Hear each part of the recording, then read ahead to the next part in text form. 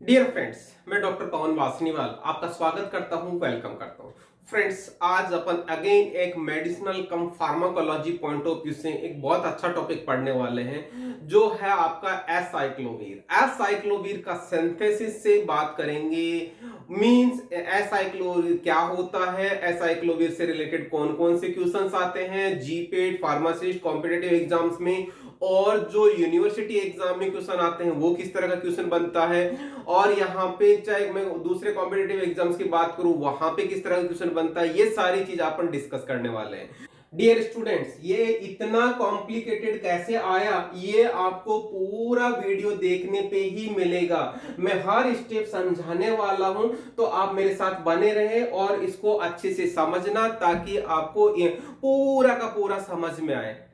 तो देखिएगा, एसाइक्लोवीर आपने हम टाइटल रख रहे हैं एसाइक्लोवीर सिंथेसिस। एसाइक्लोवीर ये हम जब बात करते हैं तो आपको पता होना चाहिए कि ये एंटीवायरल एजेंट होता है, एंटीवायरल ड्रग होता है, जिसमें ये प्यूरिन एनालॉग है। प्यूरिन एनालॉग का मतलब प्यूरिन जैसी स्ट्रक्चर है, प्यूरिन उसमें बेसिक रिंग सिस्टम होता है। ओके, और प्यूरिन में भी आपको देखिएगा डीऑक्सीग्वेनोसिन एनालॉग है, मतलब ग्वेनोसिन मोइटी होगा। अब ये तो होगी जनरल इसका क्लासिफिकेशन, क्लास मतलब कौन सी कैटेगरी के अंदर ये रहता है। ओके, फिर अब बात करते हैं इसका मैकेनिज्म ऑफ एक्शन की। मैकेनिज्म ऑफ एक्शन में देखिएगा, ये एसाइक्लोवीर है, कीप इन माइंड एंटीवायरल है, वायरस के अगेंस्ट काम कर रहा है। तो ध्यान देना, एसाइक्लोवीर जैसे ही वायरल के स्पीसीज में कांटेक्ट में आता है, वहां पे ये हर्पीज वायरस के स्पेसिफिकली थाइमिडीन काइनेज की प्रेजेंस में ये एसाइक्लोवीर का फोस्फोराइलेशन हो जाता है। क्या हो जाता है, इस स्टेप को बोलते हैं फोस्फोराइलेशन। ओके, फोस्फोराइलेशन का मतलब होता है फोस्फेट ग्रुप का जुड़ना। तो यहाँ पे एसाइक्लोवीर मोनोफोस्फेट बनता है। जैसे एसाइक्लोवीर मोनोफोस्फेट बनता है, किस कौन बनाता है, थाइमिडीन काइनेज एंजाइम और हर्पीज वायरस वाला एंजाइम है। ओके, जैसे ये बनता है, सेलुलर काइनेज अगेन काम करता है, जिस सेल के अंदर हर्पीज वायरस अवेलेबल है उसका काइनेज एंजाइम क्या करता है, एसाइक्लोवीर ट्राइफॉस्फेट बना देता है। Again this step is the phosphorylation step. Okay, तो यहाँ इस तरह से एसाइक्लोवीर का फोस्फोराइलेशन होता है और यहाँ पे एसाइक्लोवीर ट्राइफॉस्फेट बन जाता है। एसाइक्लोवीर ट्राइफॉस्फेट क्या करता है, ये फॉलोइंग मैकेनिज्म या फॉलोइंग स्टेप्स करता है। किस तरह से देखिएगा, पहला इसका इफेक्ट रहता है कौन सा, inhibit herpes virus DNA polymerase competitively. क्यों, क्योंकि ये आपका न्यूक्लियोटाइड बन गया, न्यूक्लियोटाइड सामने रहेगा। बेसिकली ये न्यूक्लियोटाइड जो है वो डमी न्यूक्लियोटाइड है, हमारा जो वास्तव में न्यूक्लियोटाइड होना चाहिए वो वाला नहीं है, ये एसाइक्लोवीर वाला न्यूक्लियोटाइड बन गया। और ये क्या करता है, डीएनए पॉलीमरेज को कॉम्पिटेटिवली हमारे नॉर्मल न्यूक्लियोटाइड से के साथ कॉम्पिटिशन करेगा। फॉर व्हाट, ये हम पॉलीमरेज डीएनए पॉलीमरेज के साथ में कंपटीशन करेगा। इस तरह से ये पहला मैकेनिज्म हो गया। ओके, फिर उसके बाद में दूसरा स्टेप क्या हो गया, दूसरा टाइप क्या होगा जो एज ए मैकेनिज्म एक्शन होगा, वो ये होगा कि कंपटीशन किया पहला। दूसरा क्या होता है, इनकॉर्पोरेशन हो जाता है इनटू वायरल डीएनए।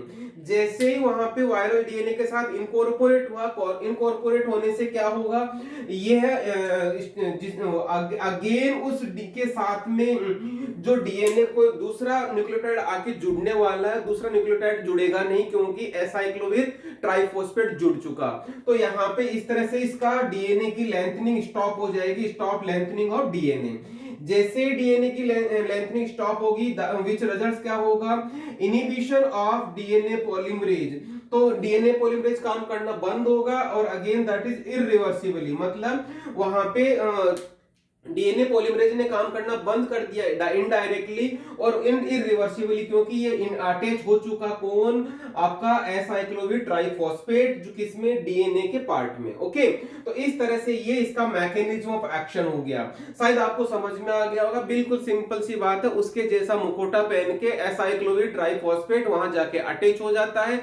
अटैच होते टाइम भी डीएनए पॉलीमरेज को इनहिबिट करता है, और अटैच होने के बाद में वहां पे वो डीएनए आगे लेंथनिंग नहीं होती वहीं स्टॉप हो जाता है, जिसकी वजह से यहाँ पे उसका इनिबिशन हो जाता है और इनिबिशन हो गया, इसका मतलब वायरस का मल्टीप्लिकेशन रुक गया। वायरस का मल्टीप्लिकेशन रुक गया, इसका मतलब हमने वायरस को किल कर दिया, स्टॉप कर दिया। अब इसके बेसिस पे हम इसका यूज की बात कर रहे हैं। देखिएगा यूज, यहाँ पे आ जाओ, यूज में देखना herpes वायरस की बात कही थी, तो herpes वायरस के इन्फेक्शन को में ट्रीट किया जाता है, चाहे वो जेनिटियल herpes हो या herpes जोस्टर हो या चिकन पॉक्स हो, इन सभी का में यूज होता है। मतलब सिंपल सा है, herpes वायरस जब होगा तो एसाइक्लोविर देना तय है। ओके, लेकिन इसके कुछ साइड इफेक्ट्स है, देखिएगा कौन कौन से साइड इफेक्ट है। यदि बर्निंग सेंसेशन होगा, यदि हम उसको टॉपिकली लगाएंगे, अपन टॉपिकली लगाएंगे, herpes का इन्फेक्शन होता है, यदि टॉपिकली लगाते हैं तो उसका बर्निंग सेंसेशन होता है। नोजिया एंड हेडेक हो जाता है, इन जनरल ये साइड इफेक्ट है, लेकिन डोज रिडक्शन जरूरी होता है यदि कोई पेशेंट रीनल फेलियर पे है। ओके, तो इस तरह से ये इसके साइड इफेक्ट और इसकी फार्माकोलॉजी हो गई। यहाँ पे मैं एक चीज बता दूं, यहाँ पे कॉम्पिटिटिव एग्जाम्स में क्वेश्चन कौन से बनते हैं वो बता देता हूं। पहला क्वेश्चन जो लाइन मैंने लिखी है, एंटीवायरल एजेंट है, प्यूरिन एनालॉग है, ग्वेनेसिन एनालॉग है, ये हो गया। फिर उसका कौन कौन से एंजाइम के साथ में पार्टिसिपेट करता है, ये हो गया। अल्टीमेटली क्या बनता है, ट्राइफॉस्फेट, ये हो गया। मैकेनिज्म एक्शन में पहला इनहिबिशन ऑफ डीएनए पॉलीमरेज, और फिर दूसरा इनकॉर्पोरेशन ऑफ वायरल डीएनए, ये हो गया। और irreversible inhibition of DNA polymerase. कहने का मतलब मैंने जितनी लाइनें लिखी है इस तरह पूरी सभी पे कॉम्पिटिटिव एग्जाम में क्वेश्चन बनता है। सिमिलरली इसका यूज क्या होता है, मेन इसका यूज ये है, herpes वायरस के इन्फेक्शन को ट्रीट करने के लिए यूज किया जाता है। अब आ जाओ आप इसके सिंथेसिस पे। सिंथेसिस पे क्या है, किस तरह से है, हम इसका सिंथेसिस करेंगे। सिंथेसिस में देखिएगा आप लोग, यहाँ पे इसका सिंथेसिस देखने के लिए हम इसका स्टार्टिंग मटेरियल लेते हैं ग्वेनिन। ग्वेनिन देखिएगा, ग्वेनिन से हम रिएक्शन करवाते हैं हेक्सा मिथाइल डाइसिलेजिन। ये क्या होता है, देखिए हेक्सा मिथाइल डाइसिलेजिन, इससे ये वाला एक मॉलिक्यूल होता है। कीप इन माइंड, आपको बहुत सारी आपको YouTube पे वीडियोस और मिल जाएंगे, लेकिन उनमें ये सिंथेसिस नहीं दिया हुआ। क्यों नहीं दिया हुआ मैं आपको यहाँ पे एक्सप्लेन करूंगा। तो यहाँ पे देखना, जब हम इसकी रिएक्शन इस मॉइटी से इसकी ग्वेनिन से करवाते हैं तो क्या होता है, ये हेक्सा मिथाइल डाइसिलेजिन इस OH और यहाँ इस NH2 पे अटैच हो जाते हैं हाइड्रोजन को हटा के। तो देखना यहाँ पे ये वाला पार्ट कितने, इस H पे नाइट्रोजन पे कितने H है, तो 2 जुड़ गए ये वाला पार्ट, और इस ऑक्सीजन पे 1 जुड़ गया ये वाला पार्ट। तो इस तरह से यहाँ पे ये स्टेप जो होती है, हमने यहाँ पे इन फंक्शनल ग्रुप का प्रोटेक्शन किया है। तो ये हमारा पहला रिएक्शन हो गया, मतलब इस OH का और NH2 का प्रोटेक्शन किया है। कीप इन माइंड, OH और NH2 दोनों ग्रुप बहुत हाईली सेंसिटिव है, हाईली रिएक्टिव पार्ट है, और हमने यहाँ पे इसका प्रोटेक्शन किया है। ओके, फिर दूसरी स्टेप में हम रिएक्शन करवाते हैं, ये वाला एक साइड चेन है, इसकी रिएक्शन करवाते हैं in presence of try ethyl amine. ये क्या है, इसकी प्रेजेंस से रिएक्शन इससे होनी है। इसका नाम क्या है, देखिएगा, ये तो हो गया आपका बेंजाइलॉक्सी, और ये हो गया एथेन, ये हो गया क्लोरोइथॉक्सी। तो इसका नाम होता है क्या, नाम में लिख देता हूं यहाँ पे, क्लोरोइथॉक्सी हो गया। कौन सी पोजीशन पे, एक तो बेंजाइलॉक्सी ये वाला पार्ट हो गया, ये 2 क्लोरो इथॉक्सी मिथॉक्सी हो गया, एथेन हो गया। तो क्या हो गया, 1 benzyloxy 2 chloro methoxy ethane. Okay, ये इसका नाम हो गया। जो रिएक्शन करने वाला है इसकी प्रेजेंस होगी यहाँ पे try ethyl methyl amine, tri methyl amine. तो ध्यान दीजिए, ये क्लोरीन और ये Cl, ये HCl के फॉर्म में बाहर निकल जाएगा, और बाकी पूरा का पूरा स्ट्रक्चर मैंने आज लिखा है। ये नाइट्रोजन प्रोटेक्टेड है, ये ऑक्सीजन प्रोटेक्टेड है, और ये साइड चेन मैंने ऐसे के ऐसे अटैच कर दिया। ओके, मतलब HCl बाहर निकल गया। सिंपली ये दूसरी रिएक्शन होती है जिसको अपन बोलते हैं condensation reaction. Okay, condensation reaction हो रही है, रिएक्शन नंबर 2। अब फिर हम क्या करते हैं, जैसे ये प्रोडक्ट मिलता है, इस प्रोडक्ट को हम वाटर के साथ गर्म करते हैं तो ये वाला पार्ट, ये OH और ये नाइट्रोजन वाला पार्ट फ्री हो जाता है, ये OH फ्री हो गया और ये NH2 फ्री हो गया। तो ध्यान दीजिए यहाँ पे जैसे ही वाटर के साथ गर्म करते हैं, मतलब यहाँ पे बेसिक रिएक्शन तो कौन सी हो गई, हाइड्रोलाइसिस होगा, हाइड्रोलाइसिस हुआ, और यहाँ पे जो थर्ड रिएक्शन हो गया, लेकिन इस हाइड्रोलाइसिस से OH ग्रुप और NH2 ग्रुप क्या हुआ, फ्री हो गया। मतलब प्रोसेस कौन सा हुआ, डी प्रोटेक्शन। डी प्रोटेक्शन का मतलब यहाँ पे हमने OH ग्रुप और NH2 ग्रुप को फ्री कर लिया।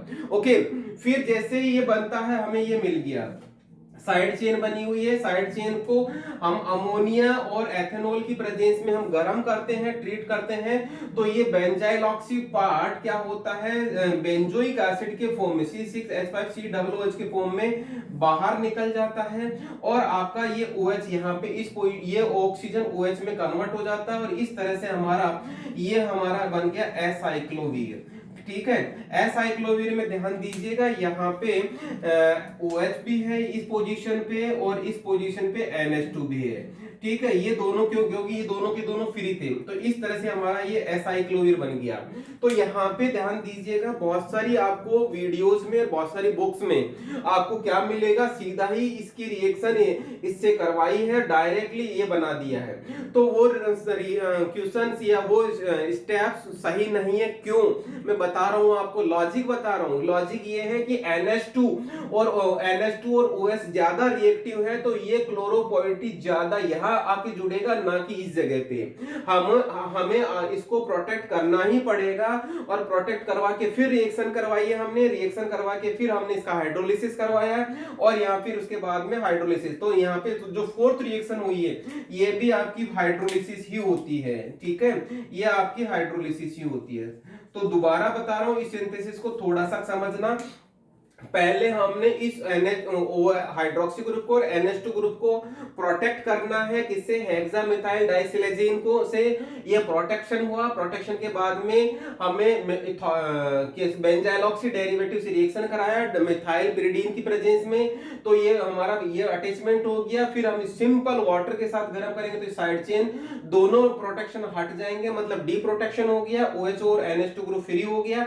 जैसे ये फ्री हुआ, हम इसका हाइड्रोलिसिस करेंगे, जो हमें साइड चेन चाहिएगा ये वाला, तो अमोनिया और एथेनॉल से मेथेनॉल की प्रेजेंस में गर्म करेंगे, तो ये आपका हाइड्रोलिसिस प्रोडक्ट बनके हमें एसाइक्लोवीर दे देगा। यही हमारा प्रोडक्ट है जो हम सिंथेसाइज करना चाहते थे। तो इस तरह से यहाँ पे शायद आपको समझ में आ गया होगा कि अपन ने क्या क्या पढ़ा है। जस्ट रिवीजन, हमने एसाइक्लोवीर क्या होता है, एंटीवायरल होता है, प्यूरिन एनालॉग होता है, ग्वानिन एनालॉग होता है, उसके बाद मैकेनिज्म एक्शन, हर्पीज जोस्टर या हर्पीज वायरस से थाइमिडीन काइनेज से फॉस्फोराइलेशन होता है, उसके बाद में ट्राइफॉस्फेट बनता है सेलुलर काइनेज में।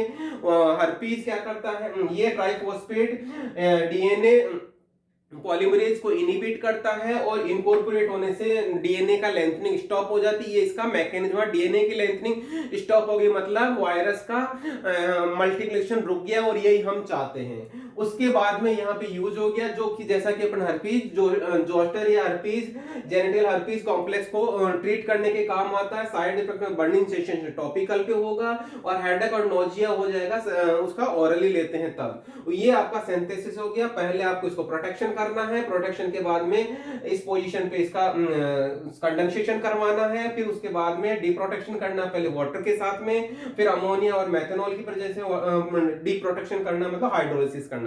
This is all about aciclovir, जो आपको फार्माकोलॉजी और मेडिसिनल केमिस्ट्री पॉइंट ऑफ से कंप्लीट पैकेज हो चुका है। तो यहाँ पे आपको समझना है कि आंसर यूनिवर्सिटी एग्जाम में क्वेश्चन आता है तो आपको आंसर कैसे करना है। यदि क्वेश्चन आता है right short note on aciclovir, तो जितना मैंने बताया है मींस आपको मैकेनिज्म एक्शन और इसका यूज, साइड इफेक्ट और इसका सिंथेसिस पूरा का पूरा लिखेंगे तो आपको पूरे नंबर मिलेंगे। मैं साइड में हो जाता हूं, आप इसका स्क्रीनशॉट ले लेना ताकि आपको एग्जाम में रिवाइज करने के काम आए।